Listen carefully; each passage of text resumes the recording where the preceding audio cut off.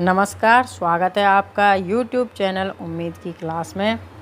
आज इस वीडियो में हम आपको किसी भी परमाणु के नाभिक में यदि प्रोटॉन और न्यूट्रॉनों की संख्या उपस्थित है तो उसकी द्रव्यमान संख्या कैसे निकालते हैं, उसकी संयोजकता कैसे निकालते हैं तथा उसकी आवर्त सारणी में स्थिति या स्थान यानी कि वर्ग और आवर्त कौन सा होगा, ये निकालना बताएंगे। और अगर आप हमारे चैनल पर नए हैं तो हमारे चैनल को सब्सक्राइब करें तथा बेल आइकन को प्रेस करें ताकि कोई भी अगला वीडियो साइंस से संबंधित हम बनाएं तो वो आपके पास उसका नोटिफिकेशन पहुंच सके। तो चलिए वीडियो को शुरू करते हैं। प्रश्न है, एक तत्व के परमाणु के नाभिक में 17 प्रोटॉन तथा 18 न्यूट्रॉन हैं। इसकी संयोजकता तथा द्रव्यमान संख्या और आवर्त सारणी में स्थिति या स्थान क्या होगा। तो किसी भी परमाणु के नाभिक में उपस्थित प्रोटॉनों प्लस न्यूट्रॉनों की संख्या ही उसकी द्रव्यमान संख्या कहलाती है। यानी कि नाभिक में प्रोटॉन और न्यूट्रॉन उपस्थित होते हैं, उनकी जो संख्या यानी कि उनको जोड़ने पर जो उत्तर प्राप्त होगा वही उसकी द्रव्यमान संख्या कहलाती है। तो परमाणु की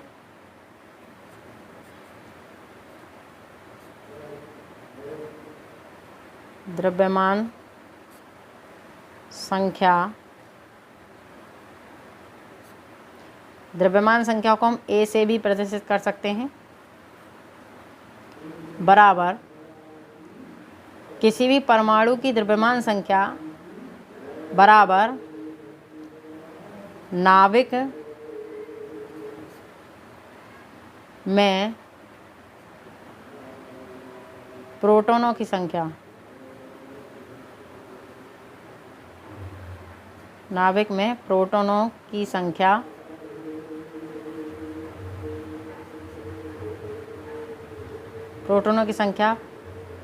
प्लस नाभिक में न्यूट्रॉनों की संख्या।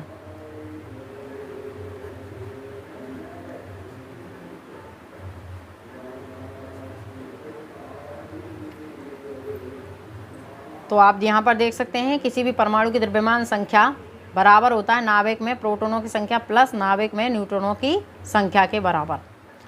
तो आप यहाँ देख सकते हैं कि द्रव्यमान संख्या को हम ए से प्रदर्शित करेंगे और प्रोटॉनों की संख्या को हम जेड से प्रदर्शित कर सकते हैं, या यानी कि परमाणु क्रमांक कहते हैं इसको, पी से भी प्रदर्शित कर सकते हैं, प्लस नाभिक में न्यूट्रॉनों की संख्या एन।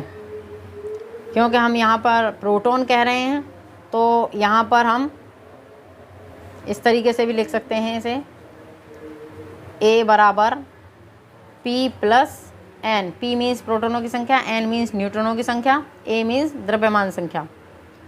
तो द्रव्यमान संख्या निकालने के लिए प्रोटॉनों की संख्या कितनी है 17, न्यूट्रॉनों की संख्या है 18, तो बराबर द्रव्यमान संख्या हो गई 35। तो द्रव्यमान संख्या हो गई 35। इसके बाद इसकी संयोजकता। तो संयोजकता निकालने के लिए हम इसका इलेक्ट्रॉनिक विन्यास करेंगे।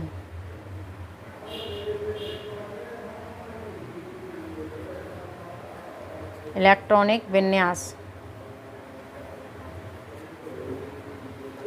विन्यास तो आपको पता है कि किसी भी परमाणु में जितने प्रोटॉन होते हैं यानी कि जितना उसका परमाणु क्रमांक होता है उतने ही उसमें इलेक्ट्रॉन्स होते हैं। तो इलेक्ट्रॉनिक विन्यास करने के लिए पहले हम इसका नील बोर के नियमानुसार इलेक्ट्रॉनिक विन्यास करेंगे। इसमें 17 हमारे प्रोटॉन हैं, यानी 17 ही इसमें इलेक्ट्रॉन हो गए। तो आप देख सकते हैं इसका इलेक्ट्रॉनिक विन्यास पहली क्लास में यानी पहली कक्षा में 2, दूसरी में 8, तीसरी में 7 इलेक्ट्रॉन, यानी 2, 8, 10 और 7, 17 इलेक्ट्रॉन्स हो गए। तो इस अंतिम कक्षा में इसके में 7 इलेक्ट्रॉन हैं, यानी अष्टक नियमानुसार इसे स्थायी विन्यास प्राप्त करने के लिए इस परमाणु को 1 इलेक्ट्रॉन की आवश्यकता है। यानी कि इसकी कक्षा में, अंतिम कक्षा में अगर 1 इलेक्ट्रॉन और आ जाए तो यह स्थायी विन्यास प्राप्त कर लेगा। इस कारण इसकी संयोजकता 1 होगी। इसी प्रकार हम नील बोर के ऑफ-बाउ नियम अनुसार इसका इलेक्ट्रॉन विन्यास करेंगे तो 1s², 2s², 2p6, 3s², 3p5। तो यहाँ पर ऑफ-बाउ नियम अनुसार भी देख सकते हैं आप, इसके अंतिम ब्लॉक यानी पी ब्लॉक में, यानी पी ब्लॉक को कंप्लीट करने के लिए यानी पूरा भरने के लिए हमें 1 इलेक्ट्रॉन की आवश्यकता है, तभी यह स्थायी विन्यास प्राप्त करेगा। तो इसे 1 इलेक्ट्रॉन की आवश्यकता है स्थायी विन्यास प्राप्त करने के लिए, इस कारण इसकी संयोजकता 1 होगी।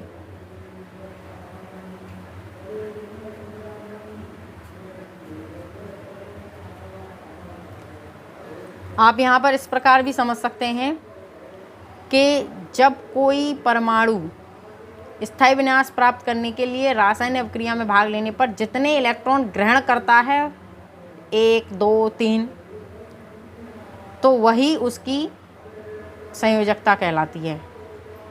और इसी प्रकार जब कोई परमाणु स्थायी विन्यास प्राप्त करने के लिए रासायनिक अभिक्रिया में भाग लेता है तो जितने इलेक्ट्रॉन्स वह त्यागता है, 1, 2, 3, 4 जितने भी त्यागेगा वह उसकी संयोजकता कहलाती है। इसके बाद आवर्त सारणी में स्थिति या स्थान क्या होगा, यानी कि इस तत्व जिसके बारे में हम बात कर रहे हैं, जिसके प्रोटॉन संख्या 17 है और न्यूट्रॉनों की संख्या 18 है, उसकी आवर्त सारणी में वर्ग और आवर्त क्या होगा। तो देखिए ये भी हम इलेक्ट्रॉन विन्यास के आधार पर निकाल सकते हैं। नील बोर के नियम अनुसार इलेक्ट्रॉन विन्यास करने पर इसकी अंतिम कक्षा में जो इलेक्ट्रॉनों की संख्या है वह इसकी वर्ग की संख्या को बताता है, यानी कि इसकी अंतिम कक्षा में 7 इलेक्ट्रॉन हैं, तो यह तत्व किस वर्ग का है, 7वें वर्ग में है, वर्ग इसका 7 हो गया। इसी प्रकार ऑफ-बाउ नियम अनुसार जो हमने इलेक्ट्रॉन विन्यास किया है, इसके अंतिम ब्लॉक जिसमें इसका अंतिम इलेक्ट्रॉन प्रवेश कर रहा है, उसका जो ऊर्जा स्तर की संख्या है, यानी कि 3p, यानी कि 3 जो संख्या है वह इसकी आवर्त संख्या है, यानी कि यह किस आवर्त का तत्व है, तीसरे आवर्त का। आप देख सकते हैं कि अंतिम इलेक्ट्रॉन किसी भी तत्व का जिस ब्लॉक में p हो, d हो, s हो, f हो, जिस ब्लॉक में अंतिम इलेक्ट्रॉन प्रवेश करता है उसके जो संख्या होती है ऊर्जा स्तर की, वही उसकी आवर्त संख्या कहलाती है। यानी कि यह तत्व तीसरे आवर्त का है और 7वें वर्ग का है। वर्ग निकालने के लिए हमें क्या करना होता है कि नील बोर के नियम अनुसार आप इलेक्ट्रॉन विन्यास करिए तो इसके अंतिम कक्षा में जो इलेक्ट्रॉनों की संख्या होगी वो आपकी वर्ग की संख्या को बताती है। और द्रव्यमान संख्या किसी भी परमाणु के प्रोटॉनों की संख्या प्लस न्यूट्रॉनों की संख्या बराबर द्रव्यमान संख्या, तो यह इसकी द्रव्यमान संख्या हो गई।